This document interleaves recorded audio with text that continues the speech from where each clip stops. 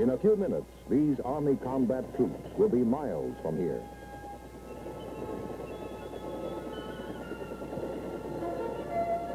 They will arrive at the place and at the time dictated by the necessities of their mission. They will pass swiftly over terrain that would take days of travel on foot. They arrive fresh, fully equipped, and ready to function. This is possible because of the strange-looking, savage-sounding machines that brought them, the Army helicopters. And the men who fly the choppers are skilled, highly trained professionals, experts in this new aspect of Army mobility. Just where and how these men acquire that expertise is the subject of today's Big Picture.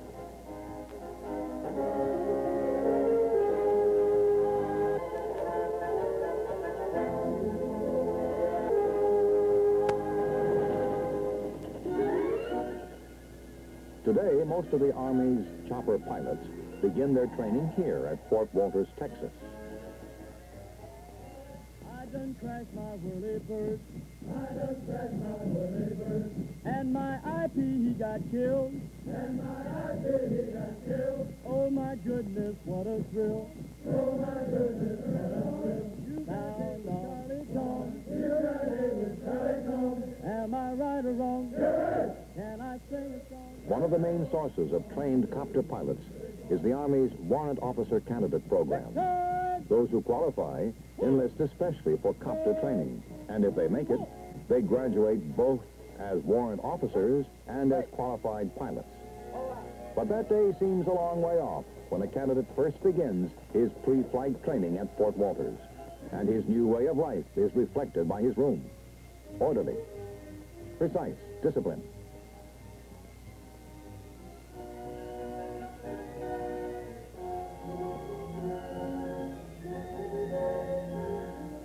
On arrival, each candidate receives an APH-5 flight helmet. He knows it will be weeks before he can wear it for real, but it's nice to look forward to.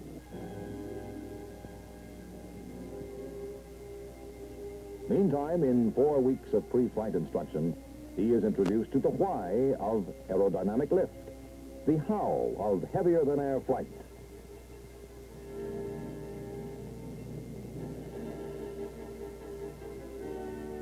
He comes to understand just what it is that makes it possible to put a heavy piece of machinery into the sky and keep it there.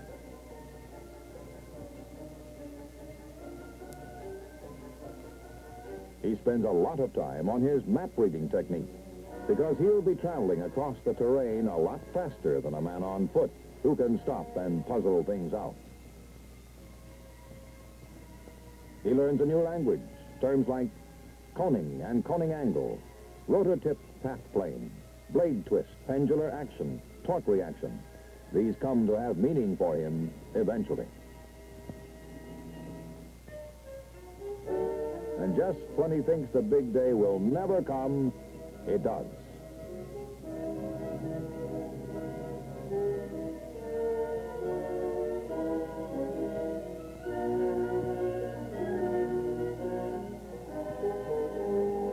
Here, the fledgling pilot will learn how a helicopter actually works in the new TH-55 trainer.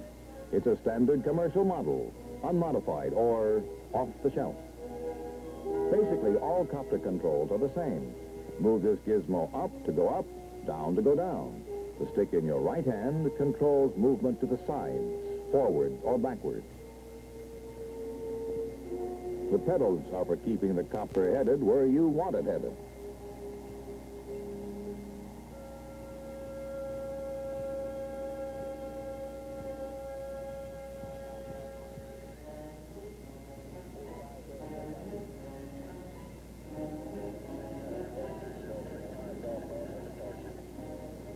From the main heliport at Walters, the copters take off to fan out toward the various training fields or stage fields scattered throughout the countryside. On a good flying day, some 400 copters will be in the air, which means a lot of learning is going on.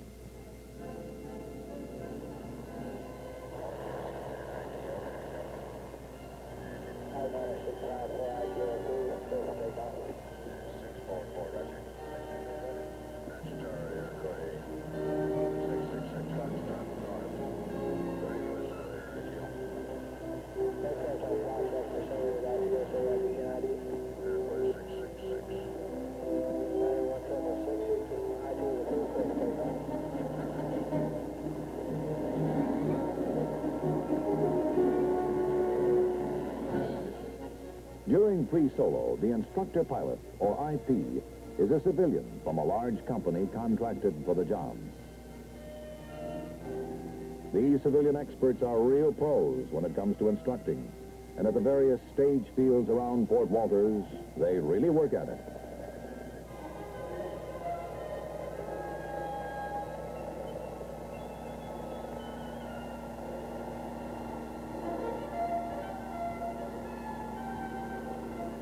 The student watches how it's done, the strange business of hovering hundreds of pounds of machinery above the ground, hanging on a set of whistling blades. For a hummingbird, it's natural.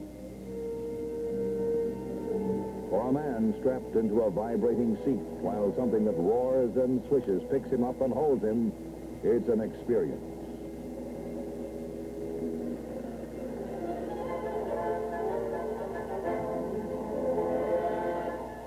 In the jam-packed weeks ahead, there are many more moments the candidate pilot will remember.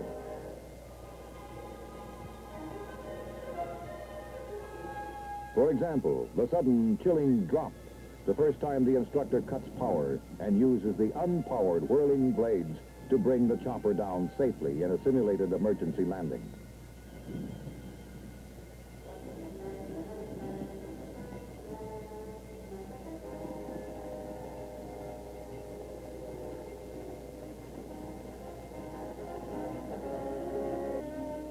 These pre-solo hours of flight go swiftly. There's a lot to do. Watching the work of an expert, seeing how it's done, and feeling how it's done by following his movements on the controls.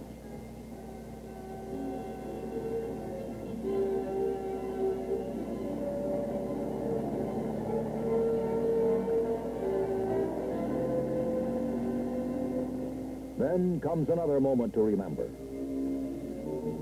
Okay, you take it.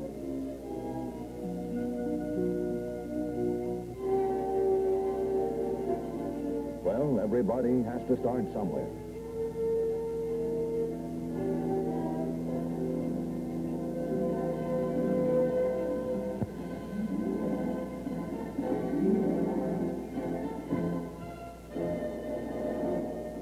Actually, for most of these hand-picked candidates, it doesn't take long to get the feel of things.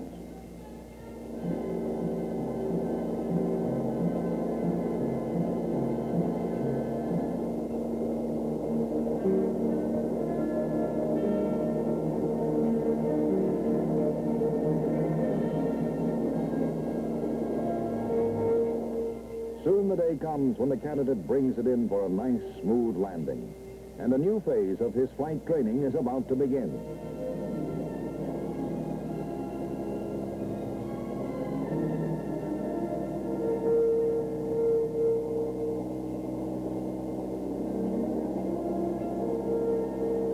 It's time to solo.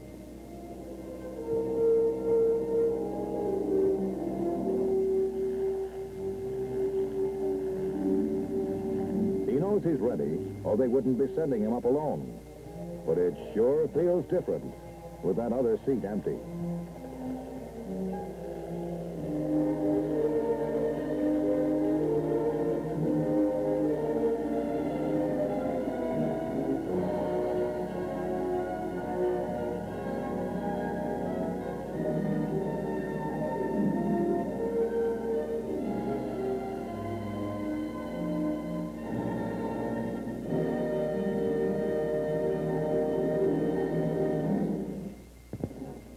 That first solo flight is a major step forward, one which deserves and gets the special recognition of his fellow candidates.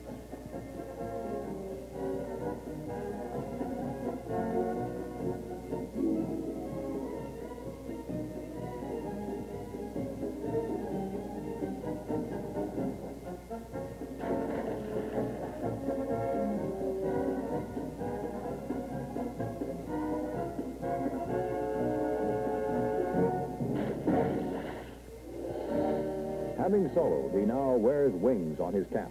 And from now on, his instructors will be experienced Army pilots, almost all of them combat veterans of Vietnam.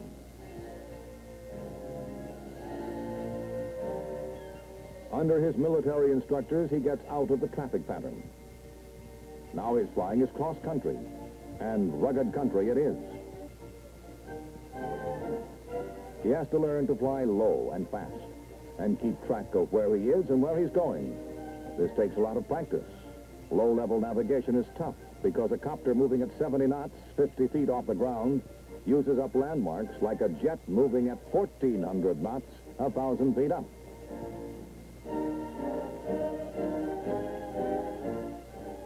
Daily, as the challenges become more difficult, the candidate's ability and confidence grow. The candidate starts learning to coordinate his flight with other aircraft, formation flying and aerial reconnaissance under all sorts of weather, temperature, and lighting conditions. The combat chopper pilot will face all these situations and worse. The time to learn is now. The instructors work hard, and they work their students hard. Now is the time to analyze mistakes and get them corrected. A veteran instructor knows the cost of a single mistake if it is made in the air above a valley full of Viet Cong.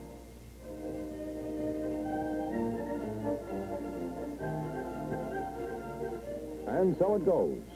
Half of each day is spent on the flight line, and the other half in classroom instruction, until, almost before he realizes it, he's graduating.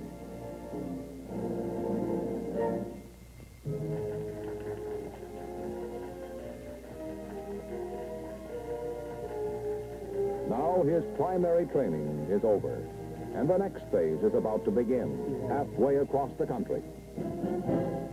Fort Rucker, Alabama is the home of the United States Army Aviation Center.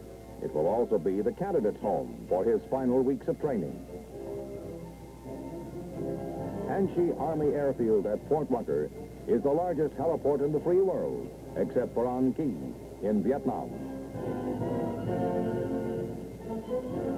When training is in full swing, there are more takeoffs and landings performed here than at all three major New York airports.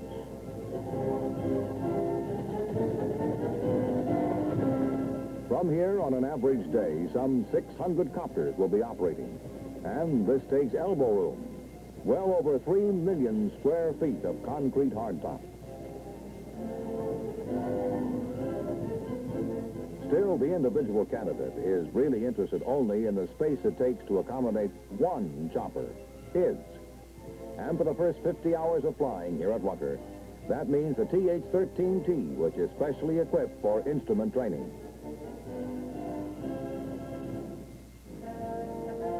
The candidate has already learned the fundamentals of flying a copter at Fort Walters. Now he must begin to master the complexities. At first glance, it looks like a lot of instruments to keep track of. And it is, but oddly enough, that isn't the problem so much as learning to trust the instruments.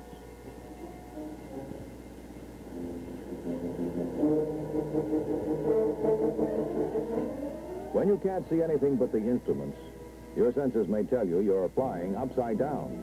But if the instruments say not, you've got to believe the instruments. At Fort Rucker, this is literally the first thing the candidate pilot has to learn.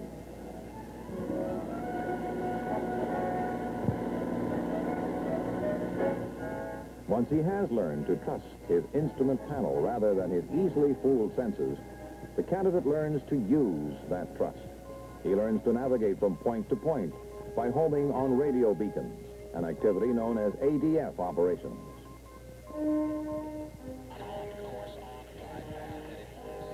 He also learns how to make a ground-controlled approach, GCA, which simply means that you come in for a landing when you can't see the ground on the basis of instructions given to you by a man on the ground who is tracking you on radar.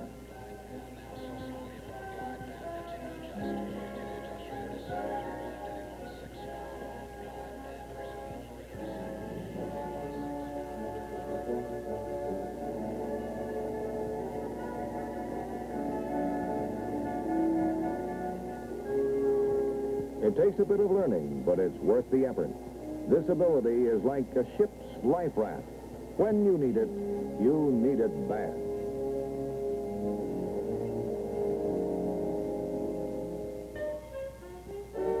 Once his instrument training is completed, the candidate is ready for a meeting he's been looking forward to with the UH-1, the Huey.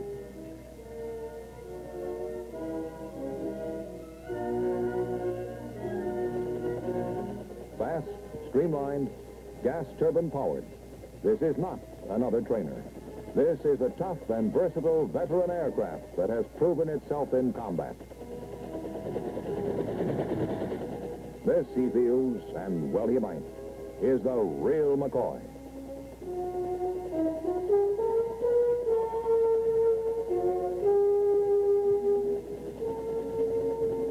Fort Rucker has 8 stage fields to work from, and it gets full use out of all of them. Here the candidate practices and re-practices under the experienced eyes of his veteran instructor. Landings with power and without. And the candidate cannot now be satisfied just to land without bending the hardware. He must land by the book and on the spot.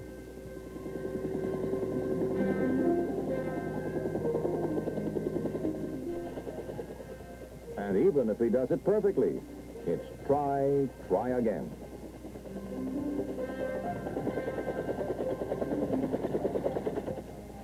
As the candidate's skill develops, he faces the challenge of working in and out of some ticklish places.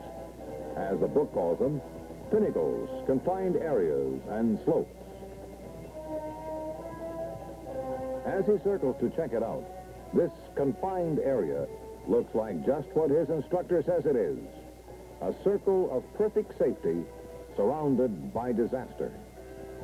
If you should come in too steep or too close to the trees, or make any one of a dozen wrong moves, you could, as they say in chopper circles, roll it up in a little ball.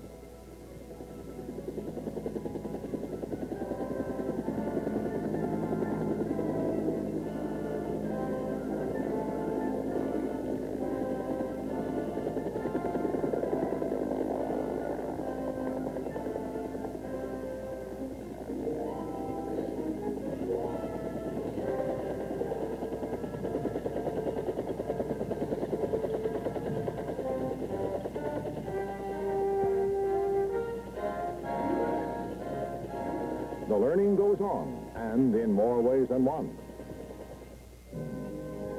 In the maintenance training area at Rucker, crew chiefs-to-be are trained in the intricacies of keeping all the parts cooperating so that the chopper as a whole can fly.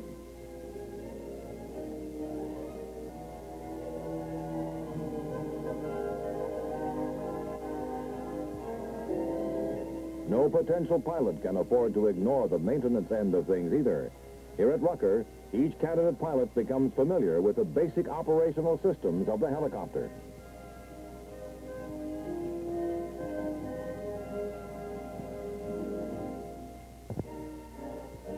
It may not be as exciting as handling the controls of a Huey in flight, but maintenance, everyday, undramatic maintenance, may be the difference between a machine you can depend on and one that might let you down hard. The pilot who wants to keep on flying keeps this in mind.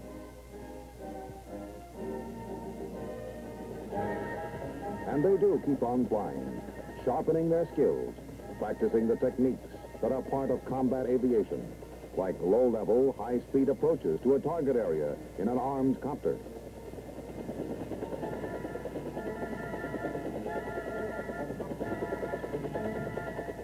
Familiarization runs in the armed Huey gunships are part of every candidate's training at Rucker.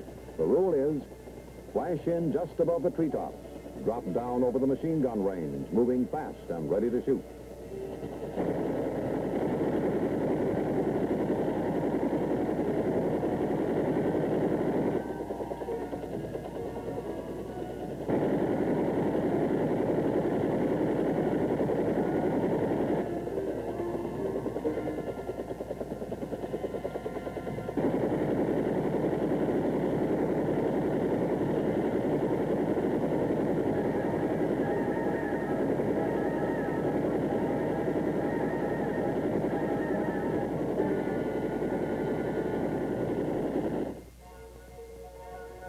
Finally, everything the candidate pilot has learned is put to the test during an 8-day problem in the field toward the end of his stay at Rucker.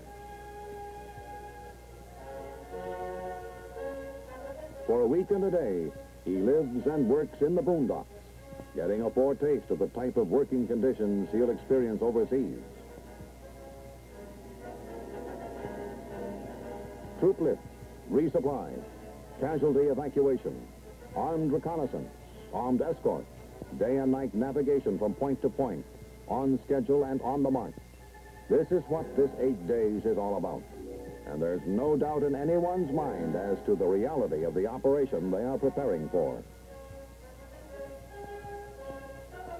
Here, the instructor pilots, like the battle-seasoned veterans the newcomers will fly within the combat zone, act as older brothers, advisors, and example.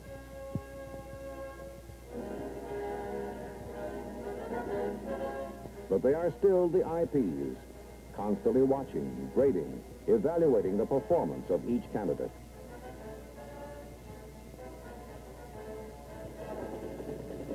And by now, that performance is at a fairly high level.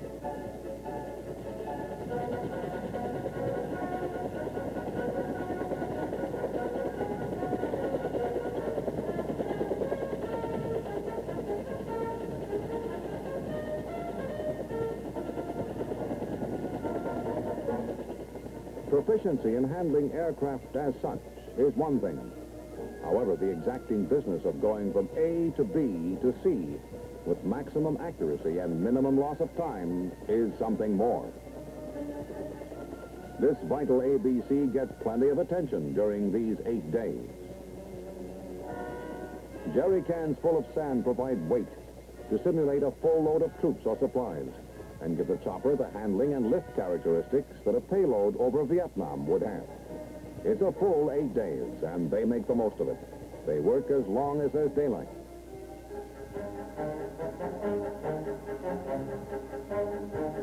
Then they work some more when there is no daylight.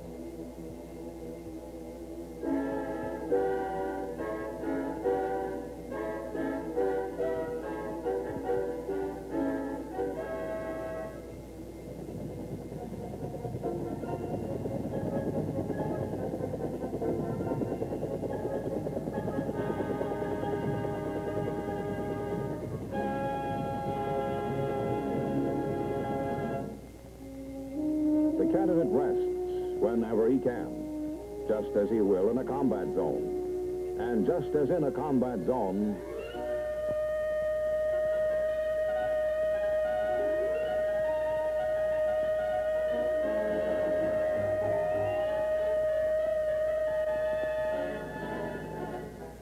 this is called an eagle flight. No warning, just the knowledge that at any time, day or night, the alarm may sound. And from that moment, everyone is moving against a stopwatch. From a sound sleep, through the operations briefing, into the previously inspected Hueys, and off the ground in 6 minutes is quite respectable. It is not uncommon.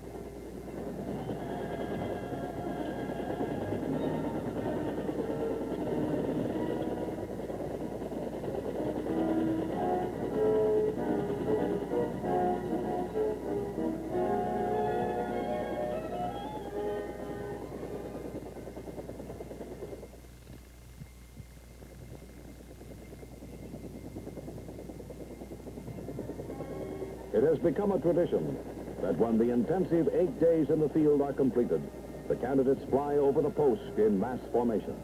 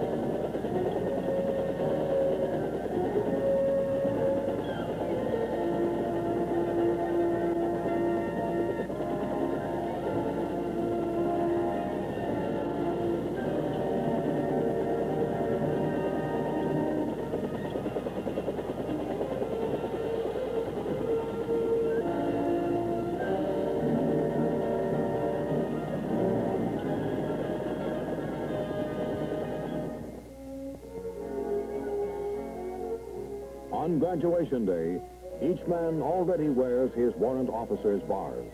He has received them the day before graduation, because his wings can only be awarded to him after he is officially a warrant officer. He has made it all the way.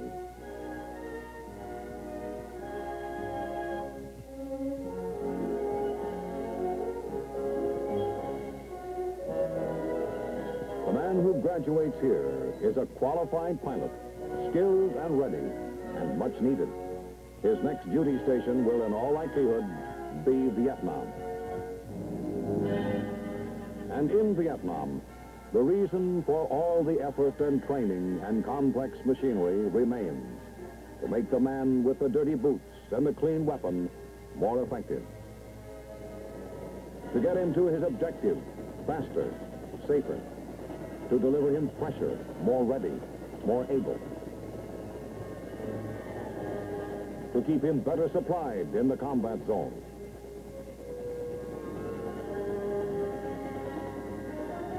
To get him to medical help faster if he should get hurt. This is what the choppers are for, and they have proven that they can do the job.